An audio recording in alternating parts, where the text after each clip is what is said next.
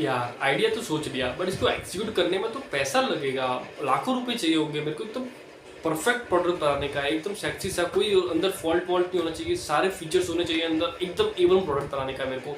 और इसके लिए तो मेरे को फंड रेज करना पड़ेगा। अगर आपके भी दिमाग में ये चीज़ चल रही है ना, तो यार ये सब फालतू बातें हैं। दो चीज़ें अपने दिमाग में एकदम क्लियर कर दो। फर्स्ट कि हर स्टार्टअप को पैसा नहीं चाहिए होता, हर स्टार्टअप को फंडिंग नहीं चाहिए होती। सेकेंड कि आप हमेशा दो चीज़ों में सुनी होगी अपना, और हमेशा आप इसमें कंफ्यूज रहते हो। किसी ने बोला कि धंधा करने के लिए लाखों रुपए चाहिए, किसी ने बोला कि यार आप बिना कुछ लगाए भी धंधा शुरू कर सकते हो। तो यार देखो, दोनों ही गलत है। आपको धंधा करने के लिए लाखों रुपए नहीं चाहिए, स्टार्टअप करने के लिए लाखों रुपए नहीं चाहिए, बट आप कम पैसों में या फिर बहुत ही मिनिमम अमाउंट में आप शुरू कर सकते हो। ठीक है, तो 0 रुपीज़ में भी नहीं होगा, लाखों रुपीज़ में भी नहीं होगा, बट एक मिनिमम अमाउंट में आप शुरू कर सकते हो। तो ये दो दो चीज़ें जो आप एकदम क्लियर कर लो। कितना इन्वेस्टमेंट लगेगा दैट डिपेंड्स ऑन कि आप किस इंडस्ट्री में हो, आप क्या बना रहे हो। बट लेट फॉर एग्जांपल कि अगर आपको कोई प्रोडक्ट का वर्जन 1 बनाना है और उसका अगर कॉस्ट 5 लाख रुपीज़ आ रहा है, तो एज ए फाउंडर आपका रोल है कि उसको 5 लाख को 1 लाख तक कैसे लेके आए या फिर 1.5 लाख तक कैसे लेके आए। बिकॉज एक बात चीज़ दिमाग में बिठा लो कि यार प्रोडक्ट का वर्जन 1 किसी का भी परफेक्ट नहीं होता और आपको सारे फीचर्स नहीं देने होते।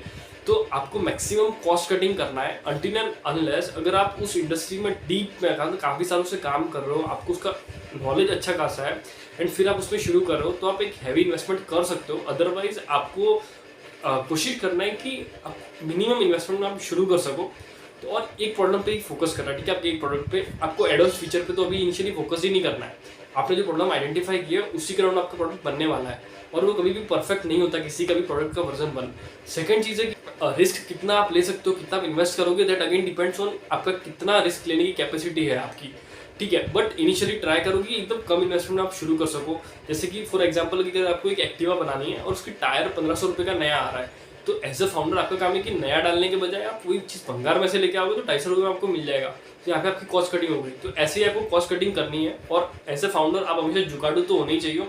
ठीक है, अदरवाइज तो आपकी पैसा ऐसे ही चला जाएगा, और इनिशियल लेवल पे रिस्क भी बहुत ज़्यादा होता है, तो फेलियर के चांसेस भी बहुत ज़्यादा है। सो वो सब कैलकुलेशन करके फिर ही आपको आगे स्टेप्स लेना है। अगर आपके और दूसरी ये चीज़ है कि अगर आपके पास इन्वेस्टमेंट नहीं है तो बहुत सारी गवर्नमेंट ग्रांट्स अवेलेबल होती है, स्टेट वाइज अलग अलग होती है, बट है। और स्टार्टअप इंडिया की भी ग्रांट्स है।